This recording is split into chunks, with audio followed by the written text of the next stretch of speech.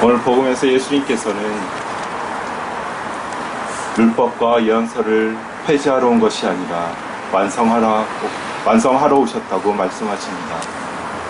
예수님 시대의 기득권이면서 엘리트 계층이었던 바리사이들과 율법학자들은 율법과 예언서에 대한 본질은 망각하고 외적인 준수만을 강조하였고, 그리고 자신들도 지키기 힘든 수많은 계명과 규정들을 만들어서 서민들에게 지키도록 강요를 하였습니다.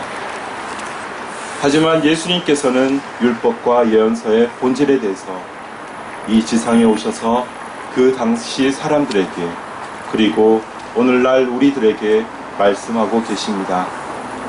다음과 같은 말씀이죠. 율법과 예언서의 본질은 너희는 마음을 다하고 목숨을 다하고 힘을 다하여 주 너희 하느님을 사랑해야 한다라는 신명기 6장 5절의 말씀, 그리고 내 이웃을 너 자신처럼 사랑해야 한다라는 레위기 19장 18절의 말씀, 즉 사랑의 율법이죠. 이것을 예수님께서는 그 당시 사람들에게 말씀하셨습니다. 또한 예수님께서는 희년을 선포하시면서 이 지상에서 당신의 사명을 이사야 예언서의 다음 말씀을 낭독을 하면서 이 말씀이 너희가 듣는 가운데 이루어졌다고 하십니다. 주님께서 나에게 기름을 부어주시니 주 하느님의 영이 내 위에 내리셨다. 주님께서 나를 보내시어 가난한 이들에게 기쁜 소식을 전하고 마음이 부서진 이들을 싸매어 주며 잡혀간 이들에게 해방을, 갇힌 이들에게 석방을 선포하게 하셨다라고 말이죠. 율법과 예언서의 본질인 사랑의 율법은 사회적인 지위나 계층, 신분에 상관없이 모든 이들에게 해당되는 것이었고, 그 목표는 인간 행복입니다. 대한민국 헌법 제10조에 다음과 같이 이렇게 언급을 하고 있죠.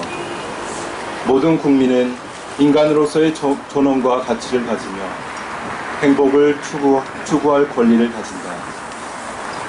국가는 개인이 가지는 불가침의 기본적 인권을 확인하고 이를 보장할 의무를 진다라고 규정하고 있습니다. 이러한 행복 추구권과 그리고 이 기본적인 인권, 대한민국 국민이면 모두가 누릴 수 있는 것이죠. 따라서 계층과 신분에 상관없이 모든 이에게 해당되는 것입니다. 최근 국회의원과 그리고 고위 관료직 그리고 대기업들,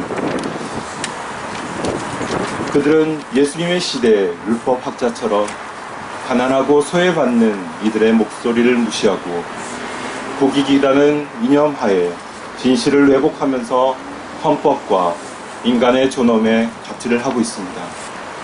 세월호 참사, 그리고 제주 강정마을, 그리고 밀양 성전탑, 그리고 상용 자동차 등의 이 사건들을 통해서 피해자, 희생자, 국민들이 원하는 것은 바로 진실에 대한 올바른 규명, 그리고 대한민국 국민으로서 누릴 수 있는 최소한의 인권과 행복입니다. 몇 년 전에 광주대교구 수사님들과 수련님들을 모시고 봉헌 생활의 날을 맞이해서 가난한 이들과의 연대를 목적으로 밀양 성전탑을 방문한 적이 있습니다. 밀양 성전탑의 실제적인 피해 마을의 이장님의 말씀과 그리고 밀양 성전탑 대책위원회 공동위원장이셨던 김준환 신부님의 말씀을 통해서 밀양 성전탑의 피해자이신 할머니, 할아버지들이 내 바람은 아주 소박한 것이었죠. 그것은 평생 동안 삶의 터전인 자신의 땅과 집에서 행복하게 살아가는 것이었습니다. 이런 삶의 터전을 공익 또는 국익이라는 목적으로 인간의 최소한의 기본권을 무참히 빼앗아가는 정부와 한전의 이러한 태도에 도저히 우리 수도자들이 광주로 그냥 돌아갈 수 없다는 생각에 경찰과 대치하고 있는 할머니, 할아버지와 연대해서 투쟁하고, 그리고 그 투쟁의 현장에서 이사를 봉헌한 기억이 납니다. 오늘 봉헌하고 있는 세월호 참사의 희생자와 실종자들을 기억하는 이 미사 안에서 우리의 바램 역시 소박한 것이라고 생각합니다. 그것은 바로 진실규명이죠. 현 정부의 최종 책임자의 말은 세월호 가족들에게 여한이 없도록 하겠다라고 하면서 특별법 가이드라인, 그리고 특별조사위원회 강행, 그리고 실종자 수습과 인양 지원 등 모든 것이 거짓말이었죠. 몇 주 전에 우리가 대통령에게 물었습니다. 세월호 무엇을 하셨나요? 어떻게 하실 건가요? 얼마 전 제보자라는 영화를 보았습니다. 이 영화는 이정환 박사는 잊지도 않은 인간 배아 줄기 세포를 잊는 것처럼 조작해 국익과 이익을 도모했고 그의 사기 행각에 맞서 PD 수첩 윤민철 PD는 진실을 파헤치려 하려는 줄거리를 가진 내용입니다. 이정환 박사의 사기 행각을 제보한 신민호 연구원은 윤 PD를 보자 그에게 대놓고 묻습니다. 진실과 국익 중 어느 게 더 중요하다고 생각하십니까? 그리고 윤 PD 역시 이 자신의 국장에게 똑같은 질문을 합니다. 그 국장은 진실이 곧 국익이라고 생각한다 라고 대답을 하고 있죠. 법이나 도덕, 양심 혹은 진실의 가치는 국가만 넘어서면 여전히 허약해지죠. 핵무기나 돈보다 그들이 세계 질서를 지배하는 세상이 온다면 이 지구라는 행성은 더욱 살기 좋아지지 않을까 생각해 봅니다. 따라서 국익은 진실의 비교 대상이 아닙니다. 더 나은 세상을 위해 전 인류가 극복해야 할 대상이죠. 다시 현 정부에게 묻습니다. 여러분들은 진실과 국익 중에 어느 게 더 중요하다고 생각합니까? 오늘 독서를 묵상하면서 기억이라는 단어가 떠올랐습니다. 미사는 주님의 죽음과 부활을 기억하는 기념제이죠. 예수 그리스도를 기억하는 것은 남을 살리기 위하여 자신을 쪼개고 나누고 희생하는 그분의 삶을 기억하는 것입니다. 오늘 이 미사를 통해서 우리들은 세월호 희생자들과 실종자들을 기억하면서 미사를 봉헌하고 있습니다. 우리가 세월호 참사를 통해서 기억해야 할 것이 무엇인가요?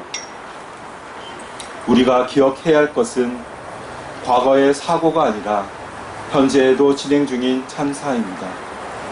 지금 이 시간에도 누군가는 규제를 더욱 완화하려고 머리를 굴리고 비용을 절감하겠다며 주판화를 굴리고 서로의 안전을 지켜줄 권리를 빼앗으려 들고 있습니다. 세월호 참사로 직면하게 된 세상은 지금도 같은 방식으로 흘러가고 있습니다. 우리의 기억도 현재 진행이어야 합니다. 그리고 오늘 참석하신 여러분들을 포함해서 아직도 가난하고 소외받는 이들과 연대해서 사회의 목소리 역할을 하고 있는 많은 이들을 기억하면서 우리는 희망해야 하고 하느님께서 원하시는 하느님 나라를 그들 안에서 바라보아야 한다고 생각합니다. 오늘 신명기 말씀의 마지막 내용이 지금도 일어나고 있는 정부와 대기업에 대한 폭행과 그리고 우리의 희망의 목소리를 기억하도록 우리를 촉구하고 있습니다.